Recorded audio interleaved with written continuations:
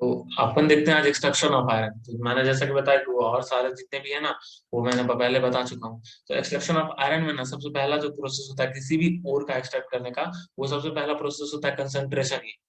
मतलब कंसंट्रेशन में क्या होता है कि जो हमारा मतलब इसमें क्या होता है कि जो बाहर वाला पार्टिकल, जैसे कि आप चावल कभी देखे होंगे मम्मी को बीसते हुए, तो उसमें जैसे कंकर वंकर होता है ना, वैसे ही ओर में जो हमारा जो बाहरी इम्प्योरिटी है उसको उसको रिमूव करने के लिए हम लोग कंसंट्रेशन का यूज करते हैं। तो कंसंट्रेशन में बहुत सारे प्रोसेस होते हैं, हाइड्रोलिक पासिंग होता है, मैग्नेटिक सेपरेशन होता है। इसमें दो प्रकार के होते हैं, फिजिकल और केमिकल। तो इसमें कंसंट्रेशन ऑफ ये आयरन ओर का जो था ना, वो हम मैग्नेटिक फिजिकल में मैग्नेटिक सेपरेशन करते हैं। मैग्नेटिक सेपरेशन में क्या होता है, अगर मैं थोड़ा सा छोटा सा ओवरव्यू दे दूं, तो क्या होता है कि एक बेल्ट होता है, मतलब सर्कल, मतलब एक अगर देखे होंगे अपन सेट में फिगर, तो एक बेल्ट होता है, उस पे जो था हम लोग, वो बेल्ट जो था ना मैग्नेटिक नेचर का होता है। हाँ और भैया। तो वही इसमें क्या होता है वो आयरन ओर में कि वो मतलब जो या तो ओर या तो इम्प्योरिटी जो था हमारा, वो मैग्नेटिक नेचर का होना चाहिए।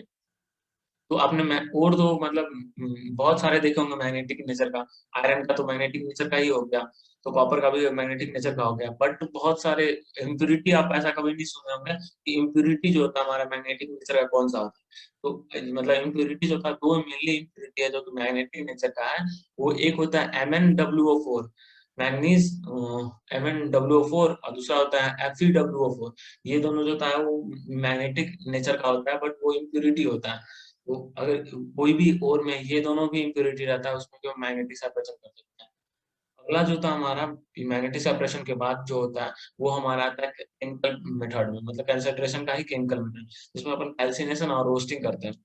अब ये कैल्सिनेशन और रोस्टिंग क्या होता है, तो कैल्सिनेशन में तो आपने पढ़ी होगी, कैल्सिनेशन में क्या होता है कि जो वाटर मॉलिक्यूल हो गया या कोई जो वोलेटाइल अगर कोई कंपाउंड्स हैं अगर और में, तो वो रिमूव हो जाता है ना। जैसे कि ये मान लीजिए Fe2O3 और X2O, तो इसको अगर हम हीट करेंगे तो Fe2O3, और फिर यहाँ से जो था हमारा X जो होता है H2O रिमूव हो जाएगा। सिमिलरली अगर दूसरा अगर FeCO3 है, तो ये क्या है, इसको अगर हम हीट करेंगे तो इसमें से CO2 निकल जाएगा, हमको बचेगा FeO। ये दोनों जो था हमारा वो किसका है, कैल्सिनेशन का। तीसरा FeS है, इसको अगर हम O2 से रिएक्शन करेंगे तो FeO प्लस SO2 बनेगा। ये हमारा जो था रोस्टिंग का प्रोसेस हो गया। तो ये दोनों प्रोसेस जो हम लोग करते हैं इस कंसंट्रेशन में आयरन ओर के लिए। अब जो हमारा ये कैल्शियम ये कंसंट्रेशन पूरा हो जाता है, तब हम जो होता है एक रिडक्शन करते हैं। अब एक सवाल आपने भी मतलब मन में भी आया होगा कि हम लोग रोस्टिंग क्यों करते हैं, मतलब जैसे कि सल्फाइड और ये FeS है, और उसको O2 से हीट करते हैं तो हमको अपने वो FeO बनता है, SO2 निकल जाता है। तो ये भी FeO है, ये भी FeS है। तो हम यहाँ से भी तो डायरेक्ट आयरन निकाल सकते हैं ना। फिर हम इसको FeO में कन्वर्ट करके आयरन, मतलब FeO में कन्वर्ट करके फिर इसको रिड्यूस क्यों करते हैं। क्या बता सकते हैं आप कि हम FeS से क्यों मतलब क्यों नहीं रिड्यूस कर सकते डायरेक्ट आयरन, और FeO से क्यों रिड्यूस करते हैं। वो यूज करना आसान हो जाता है जैसे का। हाँ हाँ। तो FeO को जो था हमारे रिड्यूस करना आसान हो जाता है, क्योंकि उसका डेल्टा जी होता है, अपने गिब्स फ्री एनर्जी पढ़े और होंगे। सस्ता भी पड़ता होगा। हाँ, सस्ता भी पड़ता होगा, और डेल्टा जी जो होता है हमारा वो इसका मोड निगेटिव होता है। मतलब ये रिएक्शन जो था हमारा बहुत ज्यादा फिजिबल होगा। मतलब फिजिबल होगा मतलब कि ये रिएक्शन बहुत जल्दी फास्ट होगी अगर हम FeO को रिड्यूस करेंगे तो। लेकिन FeS को हाँ रिड्यूस, जी जी, डेल्टा जी नेगेटिव रहता है। हाँ, वैसे ही जो था हम इसलिए जो था हम लोग ऑक्साइड के रूप में सारे को कन्वर्ट करते हैं। ये कार्बोनेट है, कार्बोनेट को भी हम पहले ऑक्साइड में कन्वर्ट करते हैं, फिर रिडक्शन करते हैं। अब ये हमारा जो था हमारा रिडक्शन आता है। रिडक्शन जो था हमारा इसका बहुत इंपॉर्टेंट है। रिडक्शन में हम क्या करते हैं कि रिडक्शन में जो था हमारा, रिडक्शन में ब्लास्ट फर्नेस में जो था हम करते हैं आयरन ओर को जो ऑक्साइड में कन्वर्ट हुआ, उसको हम लोग ब्लास्ट फर्नेस में जो था हम वो रिड्यूस करते हैं। तो अब ब्लास्ट फर्नेस आप देखे होंगे, तो मैं एक बार दिखा देता हूँ। ब्लास्ट फर्नेस एनसीईआरटी भी पढ़े होंगे, तो आपने ये ब्लास्ट फर्नेस देखे होंगे, तो ये ब्लास्ट फर्नेस है। देख दिख रहा है क्या नहीं, जो था हमारा ब्लास्ट फर्नेस है, आप एनसीईआरटी में भी देखे होंगे। ठीक है तो ठीक है। तो ये ब्लास्ट फर्नेस में क्या होता है, इसमें हम लोग आयरन को रिड्यूस करते हैं। ये ब्लास्ट फर्नेस में जो था हम लोग ये क्या रिडक्शन जब करते हैं आयरन ओर का, तो हम लोग ये ब्लास्ट फर्नेस में पहले तो ऑक्साइड लेते हैं। ऑक्साइड के साथ ना कुछ एलिमेंट मतलब कुछ दूसरा कंपाउंड्स लेते हैं, जैसा कि हमारा लाइमस्टोन और कोक हो गया। इस तीनों को मिक्सर करके ना तब हम लोग जो होता है वो ब्लास्ट फर्नेस में डालते हैं। अब जो ब्लास्ट फर्नेस का फंक्शन होता है ना, वो टेम्परे मतलब वो लेयर बाय लेयर होता है, और ये हर एक लेयर पे ना टेम्परेचर डिफरेंस होते हैं। जैसे कि आप अगर फिगर में एक मिनट देखते होंगे, जैसे कि ये देखिए, ये हम लोग क्या करते हैं कि यहाँ पे कोक जो होता है ना, जो आयरन होता है मतलब कार्बन होता है कोक, उसको यहाँ पे जलाते हैं नीचे में, तो उससे क्या टेम्परेचर मतलब टेम्परेचर हीट मिलती है, तो टेम्परेचर जो होता है हमारा बढ़ते जाता है। तो जो लोअर वाला पार्ट होता है ना, उस पे सबसे ज्यादा टेम्परेचर होता है। अब देख रहे हैं जैसे कि यहाँ पे 2170 केल्विन है, फिर जिससे जैसे ही इससे ऊपर जाते हैं तो ये 1570 केल्विन है, फिर 1270 केल्विन है, फिर ऐसे ही जो हमारा टेम्परेचर लोअर टेम्परेचर होते मतलब लोअर टेम्परेचर होता है वो होते चला जाता है। अब हम लोग क्या करते हैं ना, ऊपर से और लाइमस्टोन और कोक जो होता है हम तीनों डालते हैं। लाइमस्टोन तो आपको पता होगा CaCO3 होता है। अब कोक मतलब होता है कार्बन, समझ गए ना, कार्बन जो होता है वो कोक होता है। अब लाइमस्टोन और कोक हम लोग डाल दिए।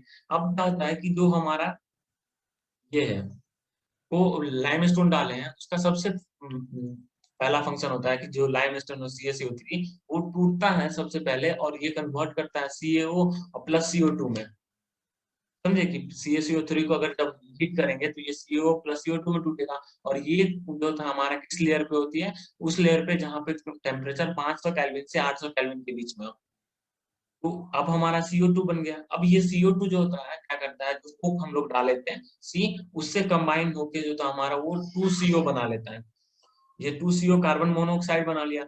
अब और ये कार्बन मोनोऑक्साइड जो था हमारा वो 900 केल्विन से 1500 केल्विन तक जो था जो लेयर होता है उस पे ये हमारा बनता है CO।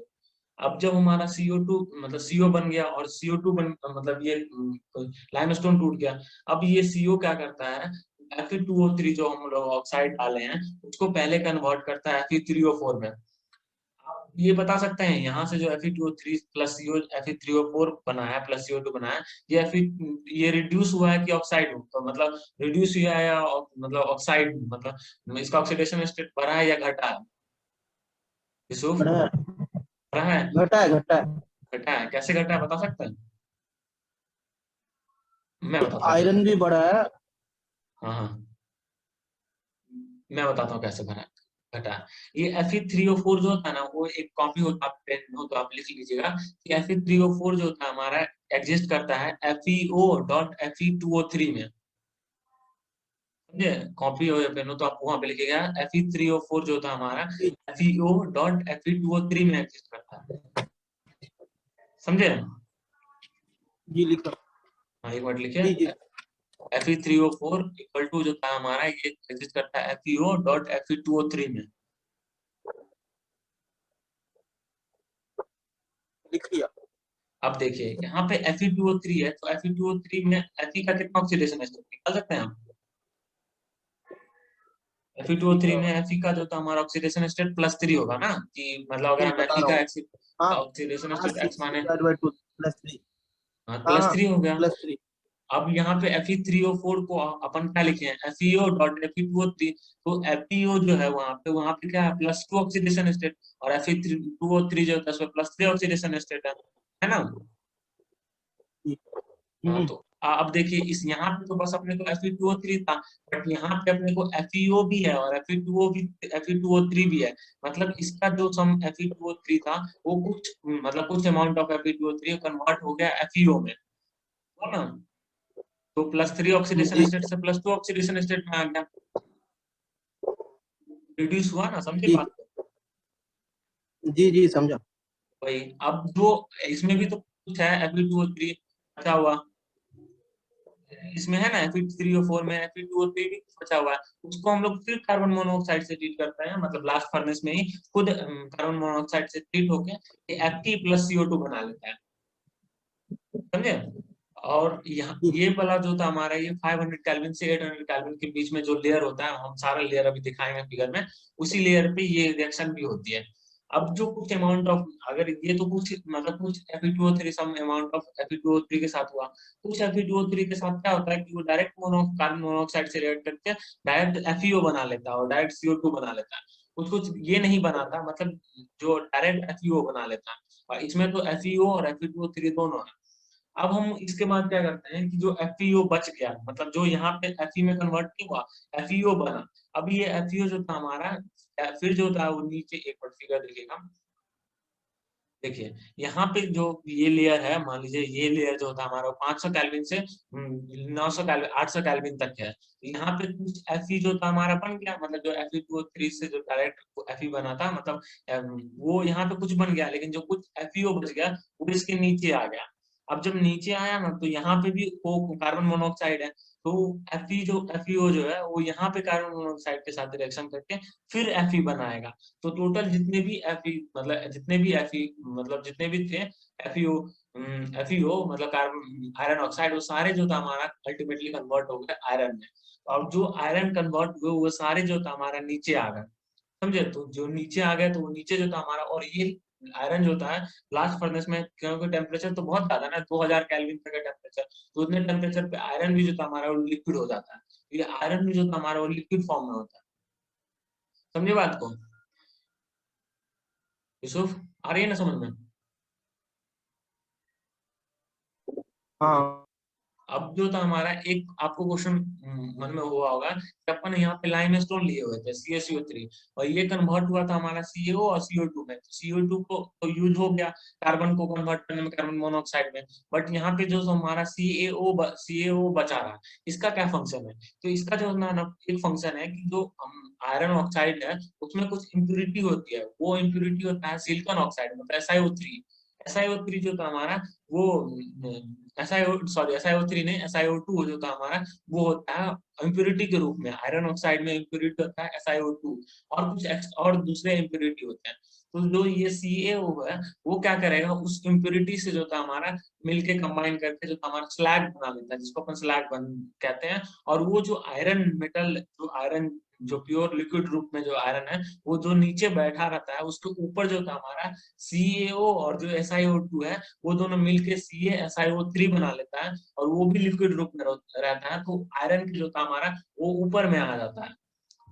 मतलब कि जो हमारा CaO और SiO3 बना, CaO SiO2 मिलके जो CaSiO3 बना, वो क्या होता है कि यहाँ पे मोल्टेन आयरन रहा, और यहाँ पे जो था हमारा मोल्टेन स्लैग बन गया। मतलब यहाँ पे जो आयरन है, प्योर आयरन, वो वापस ऊपर नहीं जा सकता है और फिर ऑक्साइड ना हो जाए, इसके लिए जो था हमारा मोल्टेन स्लैग ऊपर आ जाता है। और हम ये मोल्टेन स्लैग जो ऊपर रहता है उसको इस तरह से, मतलब इस साइड से हम लोग उसको नीचे कर लेते हैं सॉलिड डिस्क के रूप में, और ये मोल्टेन आयरन जो होता है हमारा, इसको हम लोग इधर से नीचे कर लेते हैं। तो जो प्योर आयरन जो होता है हमारा वो इधर आ जाता है, और जो मोल्टेन स्लैग है वो हमारा इधर आ जाता है। समझे बात को? तो ये जो था हमारा पूरा जो था हमारा रिडक्शन मेथड था किसका, आयरन का। एक्सट्रैक्शन मेथड जो था हमारा पूरा आयरन का था। ये समझ में आई बात यूसुफ? हाँ जी जी, आ गई समझ में। आगे समझ में? आवाज आ रही है? हाँ हाँ आ रही है। आई ना आपको समझ में? आई ना? कोई दिक्कत तो नहीं ना? हाँ हमको समझ में आ रही है। नहीं कोई दिक्कत। अब देखिए यहाँ पे जो था हमारा मोल्टेन आयरन जो आया, इसको अपन पिग आयरन कहते हैं। मतलब यहाँ ब्लास्ट फर्नेस से जो आयरन अपने को मिलता है, वो उसको अपन पिग आयरन कहते हैं। अब ये पिग आयरन में एक रॉ फॉर्म खराबी को ना। होती है, ये पिग आयरन में एक खराबी होती है कि पिग आयरन में कार्बन इम्प्यूरिटी होता है, कार्बन के रूप में इम्प्यूरिटी रहता है। कार्बन के रूप में इम्प्यूरिटी रहता है, वो कार्बन जो था हमारा 4% के लगभग जो था हमारा इम्प्यूरिटी रहता है उस पिग आयरन में। अब हमको तो आयरन हमको चाहिए, तो उसमें तो कार्बन नहीं चाहिए। तो हम क्या करते हैं ना, इस कार्बन को रिमूव करने के लिए एक जो होता है मतलब ये जो अनदर ब्लास्ट फर्नेस में जो होता है, हम लोग आयरन स्क्रैप लेते हैं और कुछ कोक लेते हैं, मतलब वही कार्बन, फिर इसको रिड्यूस करते हैं, जिससे कि जो 4% कार्बन था पिग आयरन में, वो कार्बन रिड्यूस हो गए 3% हो जाता है। और फिर जो तो हमारा प्योर आयरन बच जाता है, जिसको हम लोग कास्ट आयरन कहते हैं। तो मतलब पिग आयरन से ज्यादा ज्यादा प्योर फॉर्म जो था हमारा आयरन का, वो कास्ट आयरन होता है। तो अगर ये भी कभी मेंस में क्वेश्चन पूछ सकता है, पिग आयरन और कास्ट आयरन। और दूसरा जो होता है हमारा सबसे प्योरेस्ट फॉर्म जो होता है आयरन का, उसको अपन राउट आयरन कहते हैं। राउट आयरन, ये याद रखिएगा, बहुत क्वेश्चन शायद टी छूट गया मेरे से। इसको हम राउट आयरन कहते हैं, मतलब जो प्योरेस्ट फॉर्म है आयरन का, उसको अपन राउट आयरन कहते हैं, ये याद रखिएगा। सबसे प्योर फॉर्म राउट आयरन, फिर जो था हमारा कास्ट आयरन, फिर जो था हमारा वो पिग आयरन। पिग तो आयरन। ये हम बोलिए। पिग आयरन वही। हाँ हाँ हाँ, सबसे लोएस्ट जो था हमारा वो पिग आयरन होता है। तो ये था जो था हमारा पूरा एक्सट्रैक्शन ऑफ आयरन। तो उम्मीद करता हूँ समझ में आई हो